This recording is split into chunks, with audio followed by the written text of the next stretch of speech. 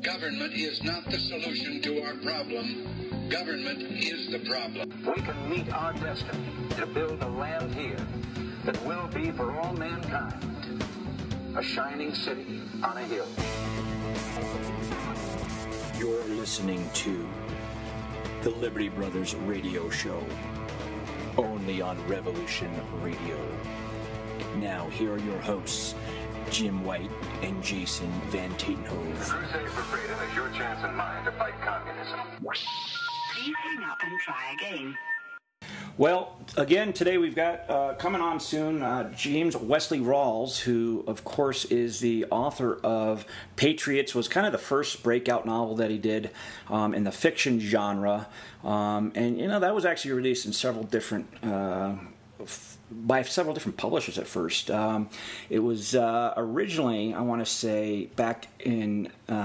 He originally released a draft of it as a shareware under the title Triple Aught in the early 1990s. It was just then released in a printed edition by Huffington Post, and of course Huffington Post went out of business. The book was re-released by TLBRS, a print-on-demand publisher, and starting in 2009, the novel was published in the paperback edition by Ulysses Press, and updated to have the glossary and index. So, but you know, shortly after its 2009 release, it was ranked number 6 in Amazon.com's overall book sales rankings and fell to number 33 a week later. And then he's pretty much put out a book a year since then, followed up by Survivors, Founders, Expatriates, and of course this week will be the new book, Liberators. And it's kind of interesting. You don't have to read these books in sequence. They're all kind of around the same crash type scenario, or crunch, I think is what he actually calls it. And, you know, so you don't have to have read one to get the other. There is some overlap between the different novels. I've actually read Patriots and Survivors, and am now into Liberators on the advanced release that we got. And I do got to say that, you know, his writing style is definitely... you see a bit of evolution with it. You know, at first it was kind of a how-to manual clothed in a fiction book. Not that I didn't like the story, I did, but it seems like his story writing is definitely surviving. This is a guy who's been writing his whole life. You know, he was a counterintelligence agent, and then he went on to work as an associate editor and regional editor for the Defense Electronics magazine in the early 80s and 90s. And he was concurrently the managing editor of the International Countermeasures Handbook. And then he worked as a technical writer through most of the 1990s for a variety of different electronics and software companies, including Oracle. And then in 2005, he began blogging full-time. And, you know, that's with the Survival blog. So, which is survivalblog.com, which I'm sure many of our listeners are very familiar with.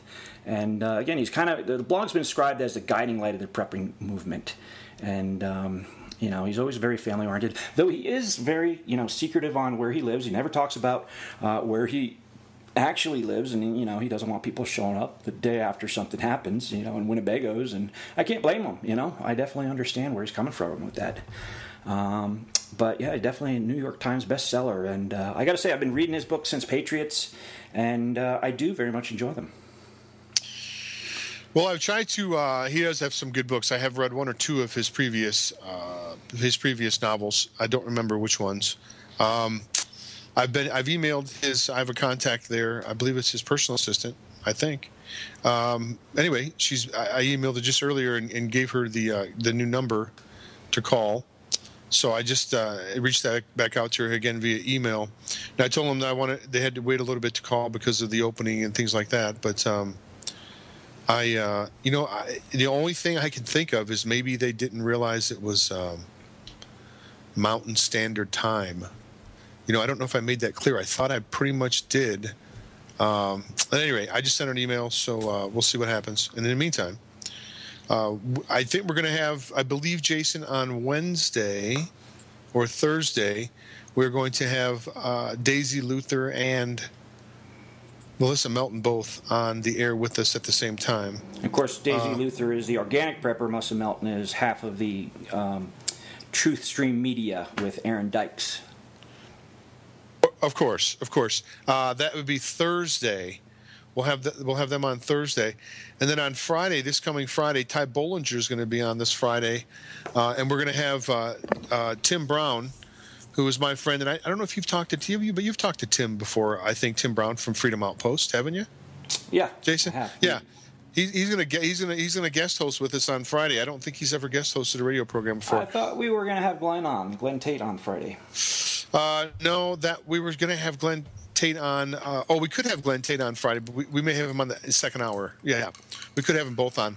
Because I think Ty's only going to be on for an hour, so I think Glenn's going to be on for an hour. So I have to check my schedule, my calendar here. But, at any rate, Tim Brown's going to co-host with us. So that should be pretty neat. He's got a great website over there at the Freedom Outpost. And I encourage you guys to go visit places like the Freedom Outpost, SGT Report, Daily Sheeple, Northwest Liberty News, LibertyBrothers.com, Infowars.com. Those are all good websites if you're just kind of new to the sort of an awakening process and you're wondering where to go. Those are all fine websites. And as with anything, you got to learn how to filter. There's going to be things that you find on Infowars or wherever. Certain people are going to like it. Just as thinking adults, we got to learn to filter out. Find the gems that you find, filter the rest. Right. Okay. So just email me back, and she's not sure why he hasn't called in. She's trying to figure out why he hasn't called in. So it may be a time zone switch up, but I don't know. I thought I made it clear, but at any rate, I expect she's trying to get hold of him, and his phone call will be forthcoming. Gotcha. Well, in the meantime, we've got, as far as the American Redoubt Movement goes, which, of course, is a plan that designates 5 western states, Idaho, Montana, Wyoming, eastern Oregon, and eastern Washington, as a safe haven for conservative Christians and Jews, preppers, just kind of like-minded, self-reliant people. The concept was endorsed by, of course, former presidential candidate Pastor Chuck Baldwin, who we've had on the show many times, and who actually has just recently relocated his entire extended family to western Montana. And then it also soon inspired the launch of weekly podcasts by Christian libertarian journalist John Jacob Schmidt with the Radio Free Redoubt. And as many of our listeners know, he is often on our show, and has then filled in as a guest host when we needed him. So good friend of the show is John Jacob Schmidt. But kind of cool to get kind of the other side since Rawls kind of formulated that whole American Redoubt movement in March of 2011. So who says one man can't do anything, right? Yeah. They also, another cool thing that Rawls is a strong proponent of is citizen journalism. In April 2014, along with his son Robert Rawls, co-founded the Constitutional First Amendment Press Association, a CFAPA, which is a private free press advocacy group that distributes press credentials to any literate adult U.S. citizen free of charge. So kind of interesting there. Hello, you're on the Liberty Brothers show. Yes, this is Jim Rawles calling. Jim Rawles, how you doing? This is Jim White calling, and Jason Van Tatenhove from the Liberty Brothers. Thanks for joining us today. Well, thank you so much for having me on. You're very welcome. Allow me to give you a proper introduction. Former U.S. Army intelligence officer and survivalist James Wesley Rawles is a well-known survival lecturer and author.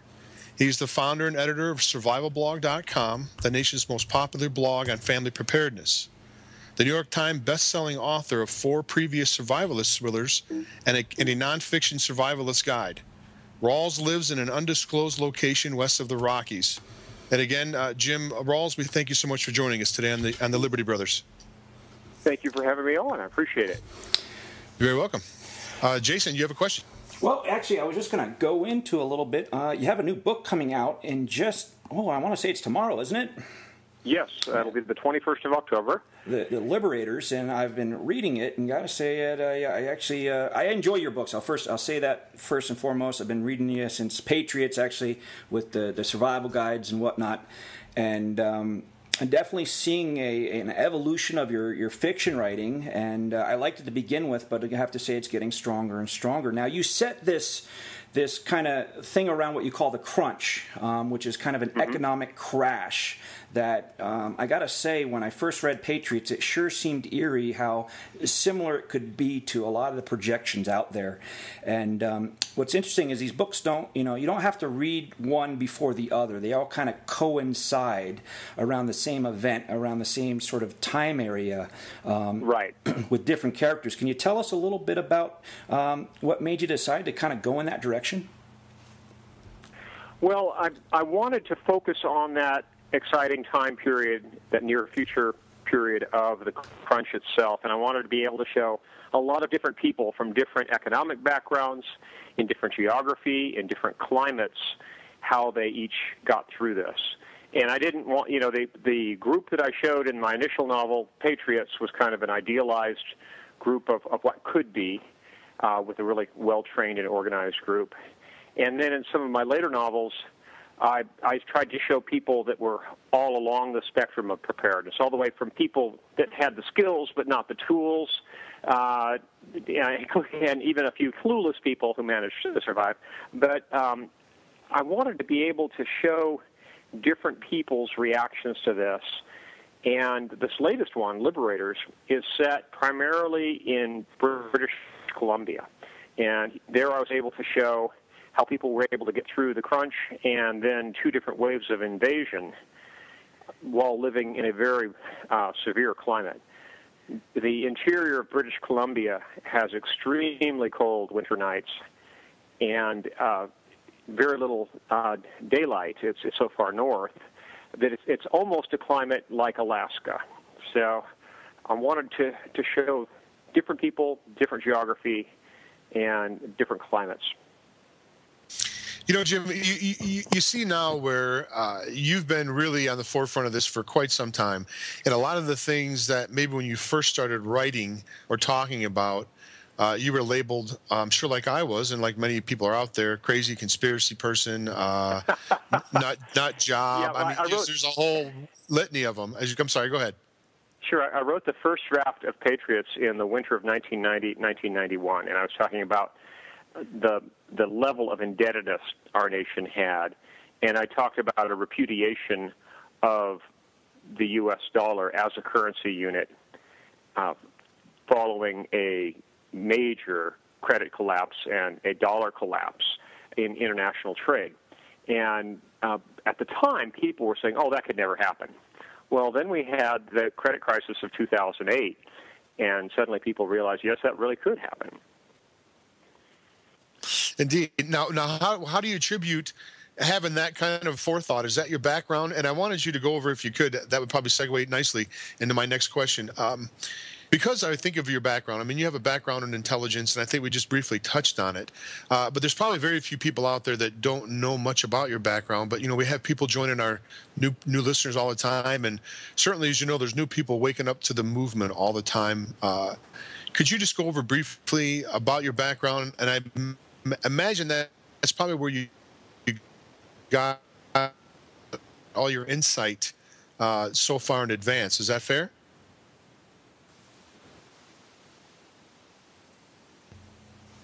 Well, yeah, I did work in intelligence, and although my main specialty was in signals intelligence, I did get a lot of exposure to global strategic intelligence. I was exposed to a lot of country studies, for example, both unclassified and classified. And based on that experience and on all that reading, I came to the conclusion that it wasn't just third world countries that were vulnerable, that our own nation is incredibly vulnerable, in part due to our reliance upon the three national power grids. We've essentially built ourselves a big house of cards where we're increasingly reliant on the power grids and everything that goes along with them. And any interruption of those grids could pretty well have our society unravel in very short order. In just a couple of weeks, supermarket shelves would be stripped clear. There wouldn't be any fuel available. Commerce, as we know it, would come to a screeching halt. We would probably have very large riots in all the major cities very quickly. And as the power grids were to come back up, I think we could see a full-scale socioeconomic collapse, and that's exactly what I portrayed in Patriots and the subsequent novels. James, I'd like to switch gears a little bit, and we obviously have so much going on, a lot of fear-mongering it seems, but with a clear and credible threat, I think, with this whole Ebola situation happening.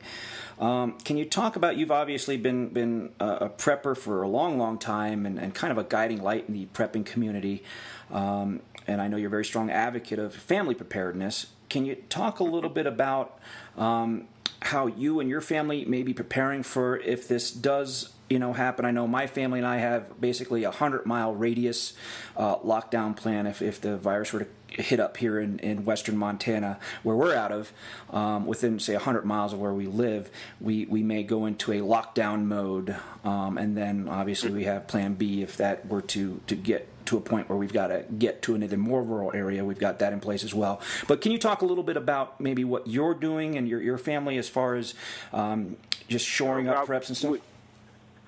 Well, of course, we've always been very well stocked, but beyond that, we've added a few more N95 masks and a couple more Tyvek suits. I ordered a couple of 100 more blue boot covers, what they commonly call booties, and I already had, probably 1,000 pairs of nitrile gloves. It's important that families be ready to hunker down, and for any families that are in a situation where they safely can and comfortably can in terms of their livelihood. I realize a lot of people are locked into 9-to-5 jobs and, face-to-face contact with the general public in various careers. But for anyone who's self-employed, for anyone who's retired, I highly recommend that you prepare to hunker down, and it means stocking up a lot of food, identifying an open water source that you can treat, and taking all the requisite steps to basically live in isolation for 6 months to perhaps even 18 months in an absolute worst case. In a worst case with Ebola, if it were to mutate into an even more easily transmissible form with a receptor modification, then we very well could see a pandemic that would wipe out perhaps as much as 20% or 30% of the American population. And, I've heard some experts on epidemiology say, oh, well, no, we wouldn't have near that level of fatality because the American medical system is so advanced. But you take away the power grid, and we no longer have advanced medicine. We're back to 19th century or third world medicine. And currently, the fatality rate in the third world is right around 70% for Ebola. So I think we would see it in the worst case, if it were to go, border to border, a 20 to 30% drop in population, exclusive of the power grids going down, simply because our medical system would be overwhelmed. And if the grids go down, all bets are off, because even just the failure of the grids, living through that for one full winter could cause a 20 or to 30% population drop, just because we have so many people that are bottled up in big cities. We have 99% of the population being fed by 1% of the population. And we have so many people who are dependent on things like oxygen concentrators, CPAP machines for people with sleep apnea, people who are on kidney dialysis, people who are on medical insulin. We're going to have, unfortunately, a large percentage of our population check out if we see the grids go down and not come back up. But Jim, and I've tried to bring this up before with some other guests that we've had that are prepper-minded. My thought is, it's great to have all the preps that you need and have plenty of food, water, gun, ammo, that type of thing, and Sure, others. But I really think the real battle. Those all apply to. I think the real battle is going to be the psychological to one. Just about any. Yeah. I think there's a delay. I apologize. There might be a delay in our transmission. That's all right. With a pandemic, there very well could be a psychological effect that's very difficult to predict. Because even if the pandemic itself is not completely widespread, even if it has a fairly low lethality rate, if there's a public panic over it, people simply won't show up for work. And that's going to include people in the medical profession. It'll include people in law enforcement and emergency services, the firefighters and paramedics. And the big question mark, of course, is people who work for public utilities. Are they going to show up for work? If people are so afraid of catching this bug, and everyone self-quarantines or attempts to, the wheels of commerce will just come to a stop. And with some forms of power generation, the grid simply can't stay up. For folks on the East Coast who depend on nuclear power, the Nuclear Regulatory Commission's own regulations state forthrightly that below a certain level of staffing, if they aren't there at a nuclear power plant, that plant must be shut down and taken offline. And, of course, a lot of other power production is very labor-intensive. It takes a lot of people to run a coal-fired power plant. They literally take trainloads of coal every day. The trains have to be rolling, and then there has to be someone there to supervise transferring all that coal and managing everything. It's a pretty complicated process, and without a certain level of staffing, those power plants are going to go offline. It's just that simple.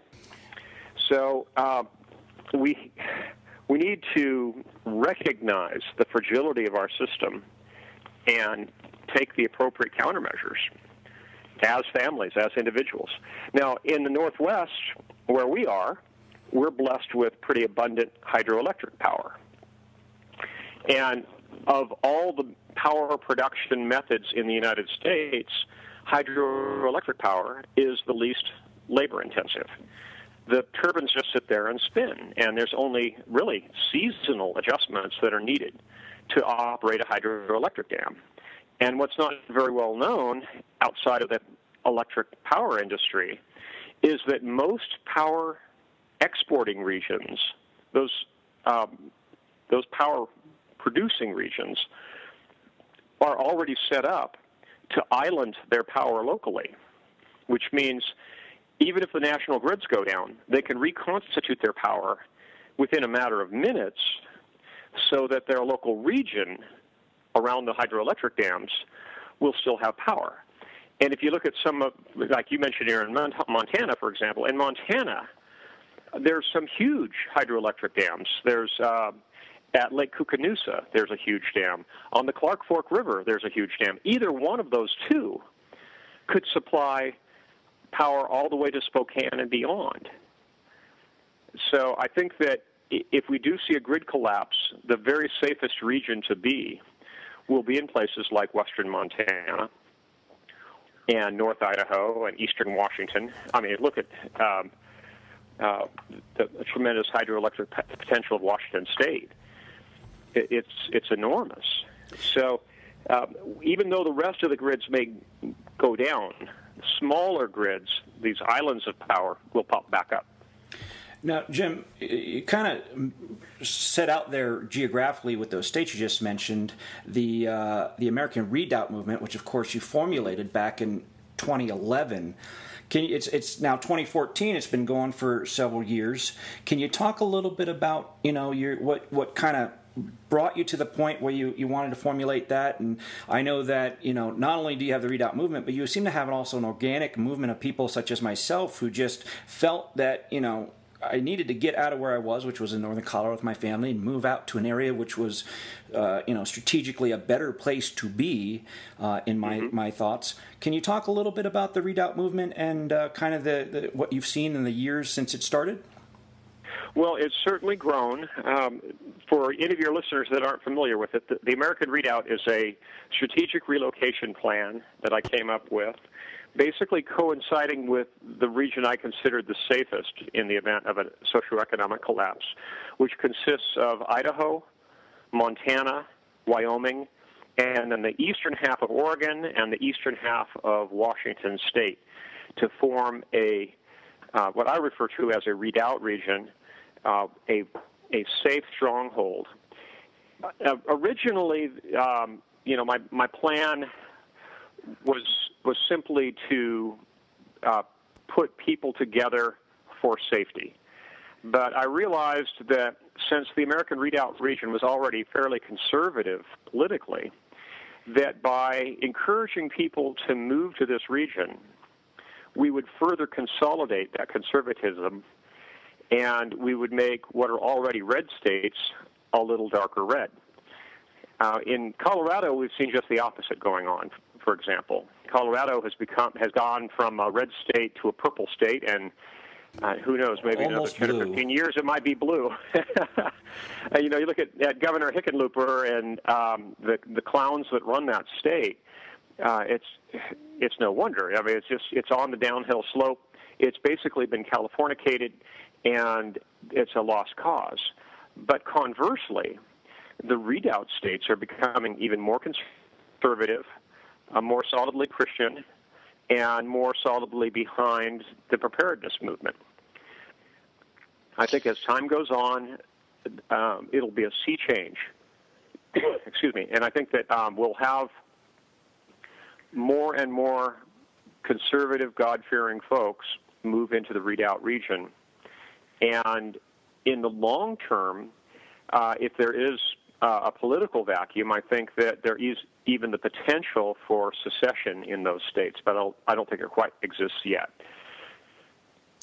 Jim, we had, as you probably know, Joel Skousen. We had him on here 3 weeks ago, and actually did a video with Joel.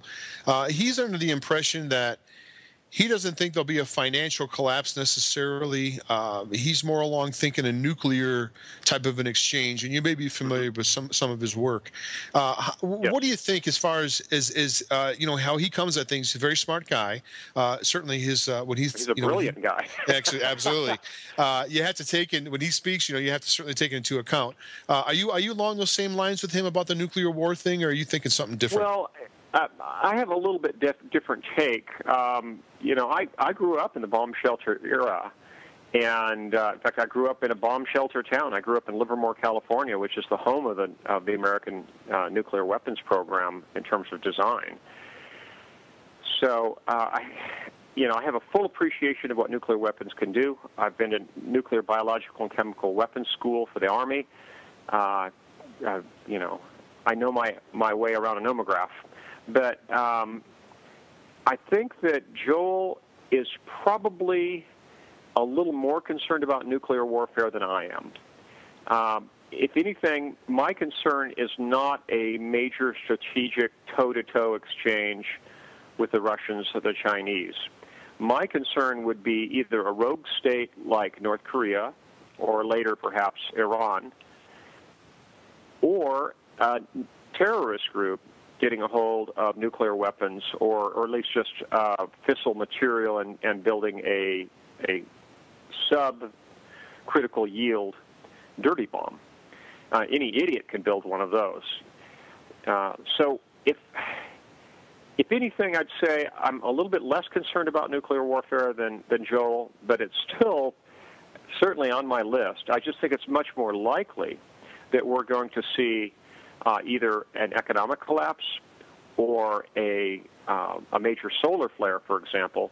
I'm actually more concerned about solar flares, X-class solar flares, causing an EMP-like event than I am an actual EMP nuclear strike. But the net result will be about the same.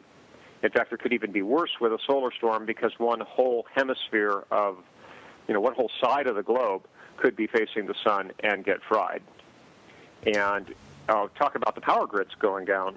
Boy, if that happens, it's not just a matter of getting the production back online. All the distribution will be fried.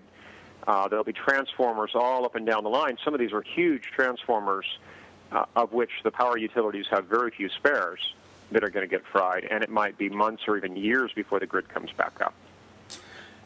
Jim, you were one of the first, I would say, you kind of started off with nonfiction and then moved into more of a fiction realm, which I think probably helps to reach a whole nother audience. When coming to teaching people about preparedness and self-reliance, how great of a tool do you feel fiction is as compared to nonfiction? I mean, is it helping to really reach a much broader audience? I know it is. I think that most people have short attention spans. They won't sit down and read a 300-page nonfiction survival manual, but they will sit down and read a novel, and that's why I decided to write Patriots. Essentially, it's a survival manual dressed as fiction. It's not a literary masterpiece.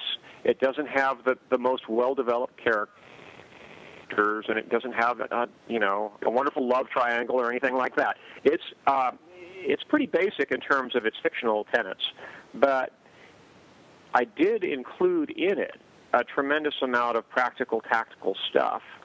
And most people, when they read my novels, end up reading them twice. The first time through for fun, because they're kind of exciting to read, but the second time through with a yellow highlighting pen in their hand and a notepad taking notes. And I think Patriots and the rest of the series has succeeded in captivating people, and it's managed to bring a few more people into the preparedness movement. Well, let's talk real quick about citizen journalism. You, of course, are a strong proponent of citizen journalism, and in 2014, along with your son, Robert, I believe, you co-founded the Constitutional First Amendment Press Association, CFAPA, which is a private free press advocacy group that distributes press credentials to pretty much any U.S. citizen who can read and write. Can you tell us a little bit about that? Yeah, I came up with CFAPA as a solution to kind of an ongoing deterioration of relations between the general populace and police departments. Over the last few years, we've seen a militarization of the police and a slow but discernible increase of disregard amongst police officers in the constitutional rights of American people. Police increasingly are using bully tactics. They're using SWAT teams at the drop of a hat, and a lot of people are being caught in the crossfire. And the police have a distinct dislike for people filming events in public with their cell phones or any sort of camera at all. They're constantly trying to order people to turn cameras off or have people move away if they're filming an event that's going on in public. But it's actually our constitutional right to film everything that goes on in public. And we certainly shouldn't put up with the police demanding that we turn our cameras off. Because so many of those incidents had been publicized, my son and I decided to form a new organization that's essentially a home-based single web page that issues press credentials to any adult citizen who agrees to a set of basic journalistic ethics, where if they'll be responsible, we'll issue them press credentials. And we do so absolutely anonymously. We don't even keep track of how many people have downloaded it. But based on the emails that I've received, I can tell it's in the thousands, perhaps the tens of thousands of people have downloaded these credentials. They simply print them out at home. They have their own name on them, and they attach their own photograph to the badge, have it laminated, and there they have it, instant press credentials. And hopefully with that, there'll be fewer incidents where the police claim that people don't have a right to be filming things in public.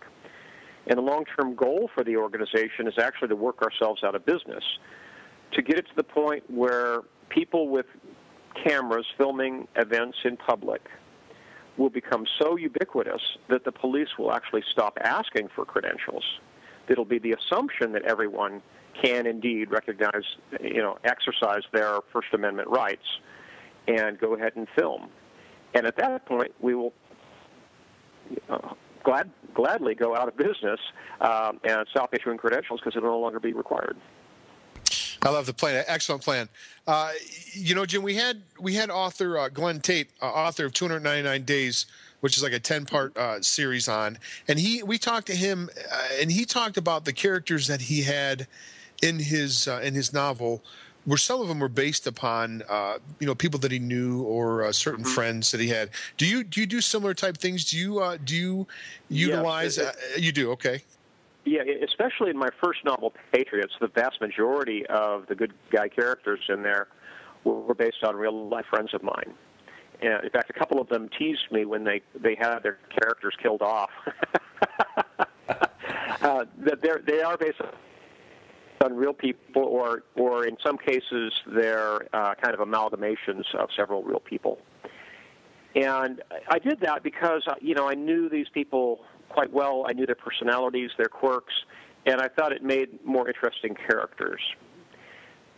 And I think that's a good method for novelists to build realistic and believable characters.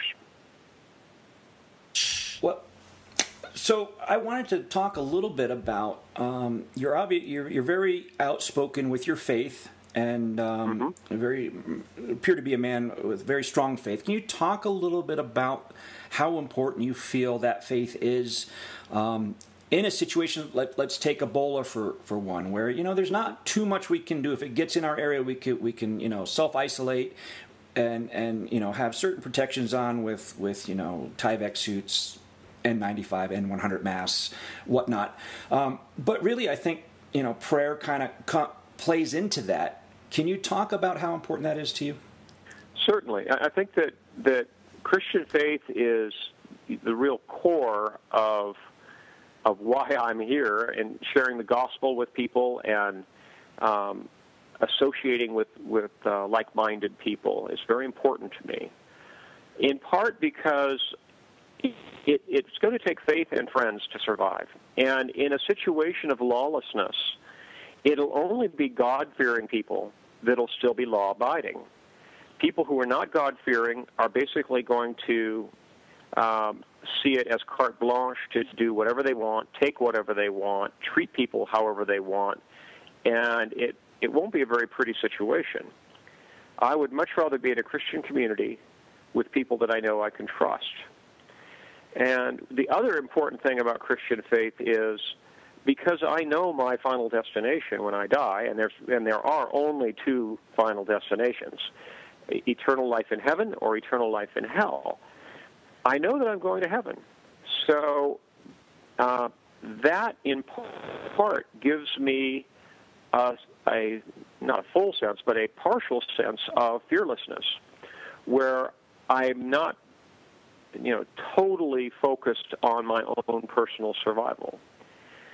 And with that level of fearlessness, it allows me the flexibility to be involved much more forthrightly than I normally would. I guess if you're operating purely from the standpoint of fear, you're essentially going to be hunkered down and won't be part of the solution for your community. You may assure the survival of your own family, but if you're living in fear, you're going to be living completely isolated.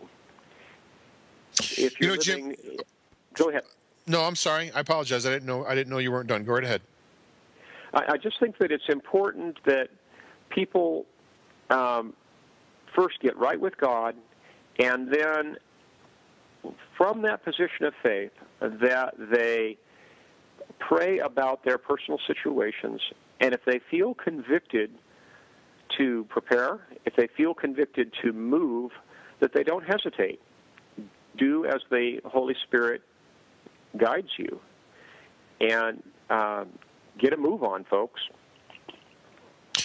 Jim, I'd like to give you a chance here. One last question, and then I'd certainly like to give out all your fine website and talk about if you have any Twitter accounts or Facebook. But, I saw a report here, and you probably did too, there's a certain group of knuckleheads out there that their whole prepping plan is wait until a collapse happens, and then they're going to go around and rob and kill and steal other people's preps. Can you just, to speak to those people, can you tell them how foolish, just in case some of these idiots are listening, just tell them what a bad idea it is. It's an absolutely foolish idea. And I've got to tell those folks, your life expectancy is going to be about 5 minutes. The last people that you want to go pick on are other preppers, because those are the people who are going to be well-armed, well-prepared, vigilant, well-organized with 24-hour day, 360-degree perimeter security. You'd be much better off picking on Granny down the road than picking on a prepper. Unless you get very lucky, you're not going to catch someone by surprise, and you're going to end up ventilated. Very bad idea. I like that term. I love that term. Very good. So, it is, and I think it only represents perhaps 1% of the prepper movement. But unfortunately, the media has latched onto it in part because of one segment they did on National Geographic Preppers, where they found someone with that idiotic outlook and focused on them. But it really does not represent the vast majority of the survivalist or prepper movement. Well, very good. I think we're going to dump out the break here, and I apologize for the delay between our phone and my phone and yours, Jim. Before we go, can you go ahead and give out your website again and any Facebook, Twitter accounts, anything like that? Sure. I don't do social media because I consider it an OPSEC risk. But my website is there. Free for people to peruse. It's been out since 2005. There's over 30,000 articles and letters archived, and it's fully searchable. And there is no super secret members only area. It's all publicly available, and I recommend that people take full advantage of it. Again, it's survivalblog.com. All right, and can you talk, the book obviously is releasing tomorrow. Where can people find it? Sure. The novel is called Liberators, a novel of survival in the global collapse. And it's coming out from EP Dutton and Company. They're a major New York publisher, so it's going to be in virtually all major bookstores. Eventually it'll be available at Costco and places like that. But for now, of course, the best place to buy it would be Amazon.com or BarnesandNoble.com, one of those outfits, for the best possible price. But it'll be quite widely available. All right. And will it be available on Kindle and in an ebook edition? Yeah, there'll be ebooks, and there's also already been an audio book produced as well. And the narrator for that was Eric Dove, who's a fantastic audiobook narrator. I think anyone who prefers to take in their books on CD would probably enjoy it that way. Eric Dove is a fantastic narrator. Jim, do you have any book tours planned? Do you think you might be making it up to the northwest Montana area anytime here in the next 6-8 months? Well, I don't usually do public events. I'm just so swamped. Just before you called, I was out burning slash. I have a ranch to operate, too. We've got cattle. We've got honeybees. We've got all sorts of livestock. We've got poultry and sheep and goats and all that. So I really don't get a chance to get out and travel that much. And I'm very busy writing, but my apologies. Well, thank you so much for joining us on the Liberty Brothers. Really appreciate your time. I got to say that you've been an inspiration from the start. I've been following you since Patriots and before that, actually. So thank you so much. Thank you. God bless. Bye.